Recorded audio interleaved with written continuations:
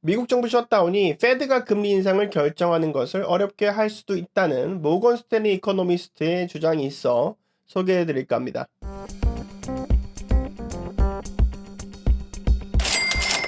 모건 스탠리 이코노미스트 엘렌 젠트너라는 분이 여기 사진에 보시는 이분인데요.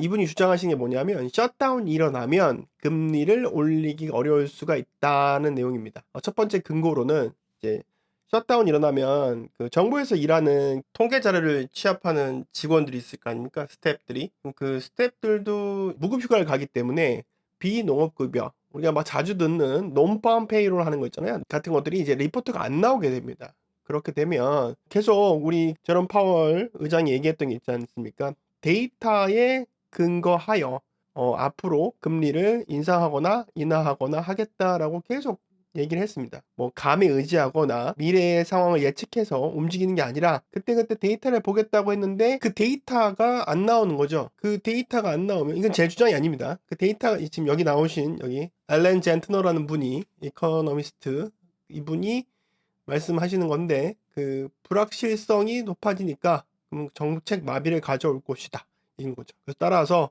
근거 데이터가 부족하므로 금리 인상은 중단될 것이다. 그래서 이분 말씀은 올해 11월이 돼도 아마 금리 인상은 어려울 거다. 그러니까 올해는 금리 인상이 끝났다라는 이야기를 하고 있습니다. 여기다가 추가적으로 제 의견을 조금만 보태자면 저는 가능성이 높다고 보고요. 만약에 셧다운이 일어나면 실질적으로 그 공무원들 무급휴가를 가게 됩니다. 공무원들이 무급휴가를 가게 되면 일단 소비력이 툭 꺾일 거예요. 보통 미국인들 소비 패턴을 보면 그 달에 벌어서 거의 그 달에 다 써버립니다. 특히 공무원 같은 경우는 받는 연봉이나 이 샐러리 급여가 굉장히 높은 편은 아니에요, 상대적으로. 웬만하면 다 소진한다고 보고 실제로 무급휴가가 길어지면 길어질수록 경제적으로 큰 타격을 입을 겁니다. 지금 미국 정부 셧다운이 무엇이 문제인지 확인하고 가보도록 하겠습니다. 미국 정부 회계 기간은 10월 1일부터 그 다음에 9월 30일까지입니다. 따라서 9월 30일까지 다음 회계 기간의 예산안이 상원과 하원을 통과해야 되는데요. 미국 공화당에서는 더 엄격한 지출 통제를 원하고 있습니다. 그래서 예산 삭감안을 주장하고 있고요. 미국 민주당은 지금 이를 받아들이지 못하고 있죠. 14년도가 대통령 선거기 때문에 바이든 정부는 계속 돈을 쓰려고 할 겁니다.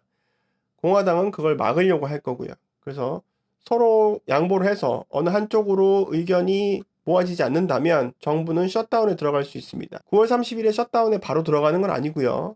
예산 계속 결의안이라고 있어서 그걸 일단은 연장을 시켜주는 거죠, 기간을. 그래서 그 기간 동안에는 예산안에 대해서 더 토의해보자 이렇게 되는데 만약 그게 끝까지 어떤 한 의견으로 모아지지 않는다면 셧다운에 돌입하게 됩니다. 미국 정부가 셧다운을 뭐 처음 하는 것도 아니고요. 여러 번 있었습니다.